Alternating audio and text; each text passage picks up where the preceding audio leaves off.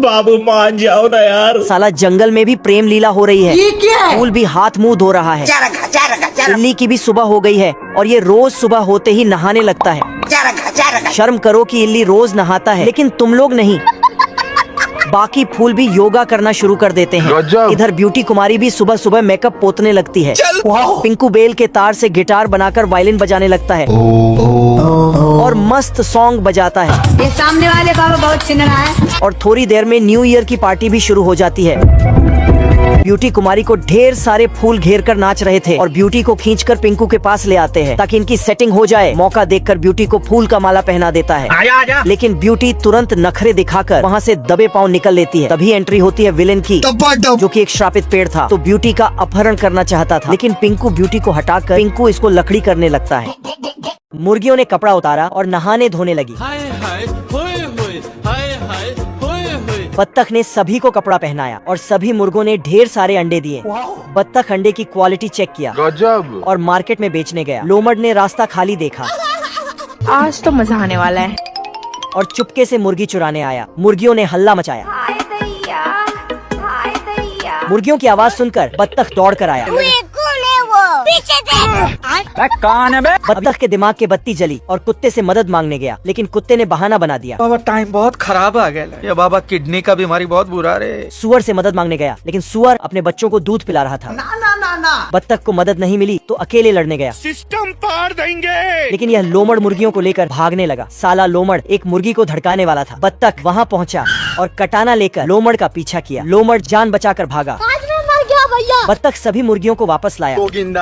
शहर की ब्यूटी कुमारी मुर्गीपुर में स्कर्ट पहनकर कमर लचका कर आती है। ब्यूटी कुमारी इसको देखकर गांव की मुर्गी आश्चर्य हो जाती है और दौड़ कर आती है और घर पे आकर अपनी सभी सहेलियों को उसके बारे में बताती है। सहेली मुर्गा को पीटने के बाद चली जाती है। ये क्या है? इधर शहर की मुर्गी सबको अपनी कंपनी के पेन प्लेट्स बांटती है। अमूल माचो पहन के नाचो। जिसमें आर्मी में भर्ती का फार्म था। भर्ती लेने को सभी मुर्गियाँ चली जाती है।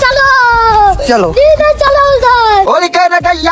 ये मुर्गा सभी मुर्गियों का नाजायज पति था। ये अपनी बीवियों घर में ढूंढता है, लेकिन अभी मुर्गियाँ आर्मी में चली गई है। मेरी औरत कहीं खो गई है, एक मिला गंगाराम महादेव लौंडा लेकर गया साला। सारी मुर्गियाँ घर आकर परेड करने लगती हैं, इसलिए अभी अंडों का ख्याल अकेले मुर्गा को ही करना पड़ता है। क्या करूँ इसका? मार भी नहीं सकता। मुर्गा बिल्लाकर अंडों को फेंक देता।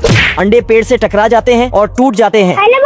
तभी साला अंडों में से बच्चे निकलने लगते हैं। बंद करो हाथ। साला घर में आते ही बाकी बच्चे अंडे भी फुट जाते हैं। मुर्गे के तो लग गए, अब अकेले संभालेगा किसे? शिकारी के पोते ने जवान बगुले पर घात लगाया। आजा।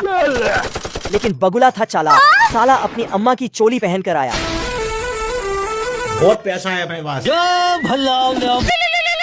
नाकाम शिकारी ने एक बार फिर फूटी किस्मत आजमाया और भोंपू बजाया। ये देख, बगुले ने भी भोंपू निकाला।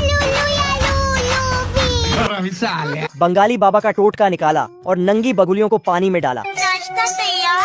सुंदर कलियां देख छिछोरे तुरंत टूट पड़े। माल आ गया। डेयरी मिल्क होते हैं बहुत यम्मी। क्या तुम बनोगे मेरे बच्चों की अम्मी?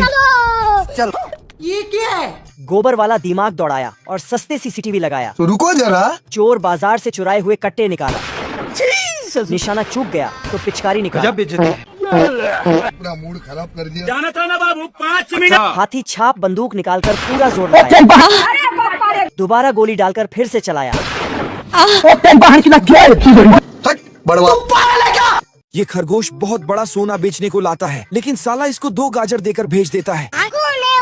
इधर ये मुच्छड़ आदमी बोलता है कि इसने ये सोना कहाँ से लाया। मैं नहीं बताऊंगा। फिर मुच्छड़ इसका पीछा करता, तभी खरगोश को झटका लगता है। बाप रे। उसके बाद वहाँ गड्ढे करने लगता तो उसे एक छोटा सा सोना मिलता। क्या करूँ मैं इसका? डायलॉग मार के फेंक देता है। इधर मुच्छड़ आदमी खरगोश से हाथ मिला के इसको बहला फुसला के पूछने लगता कि ये सोना कैसे ढूंढते हो। अब देख तू। आदमी को पहाड़ के ऊपर ले आता है और झटके लगने का नाटक करने लगता है। फिर बोलता चलो यहाँ गड्ढा करो, यहीं पे सोना निकलेगा। सिस्टम पार देंगे। बहुत बड़ा गड्ढा करने बाद भी कुछ नहीं मिलता है तो साला खरगोश को पत्थर मारने लगता है। ऐसा मत करो मेरी जान।